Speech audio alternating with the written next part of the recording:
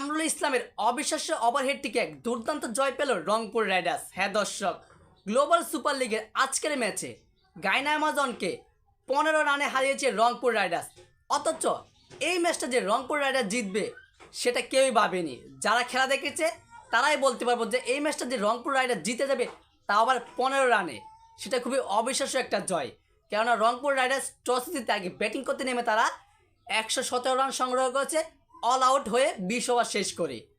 118 রানে ব্যাটিং করতে নেমে গায়না অ্যামাজন, যেখানে রয়েছে বাংলাদেশের আরেক পেসার তানজিদ হাসান সাকিব, সেও আজকে রংপুরের বিপক্ষে দুর্দান্ত 2টি উইকেট নিয়ে ফেলেছে, কিন্তু সে ম্যাচটা হেরে গেছে। 118 রান টার্গেটে ব্যাটিং করতে নেমে তারা ম্যাচটা জিতবে সেটা সকলেই ভেবেছিল, কিন্তু দ্বিতীয় ইনিংসে দ্বিতীয় ওভারে বোলিংয়ে আসে কামরুল ইসলাম, আর সেখানে সে ম্যাচটা পুরোপুরি ঘুরিয়ে দেয়।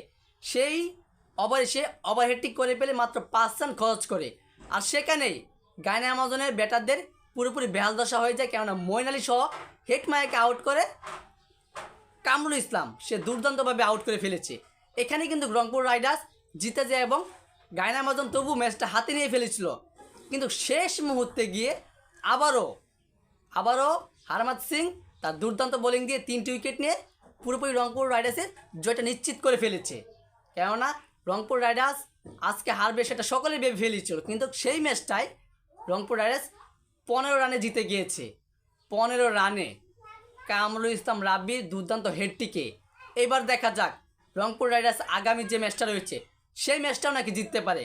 রংপুর রাইডার্স যদি সেই ম্যাচটা জিততে পারে তাহলে তাদের প্লাস পয়েন্ট হবে। রংপুর রাইডার্স এই প্রথমে একটা ম্যাচ জিতেছে গ্লোবাল সুপার লিগে, তা আবার গায়না অ্যামাজনের বিপক্ষে সাউথ আফ্রিকার দল, যেটা সাউথ আফ্রিকার দল ফ্রাঞ্চাইজি গায়না অ্যামাজনের বিপক্ষে।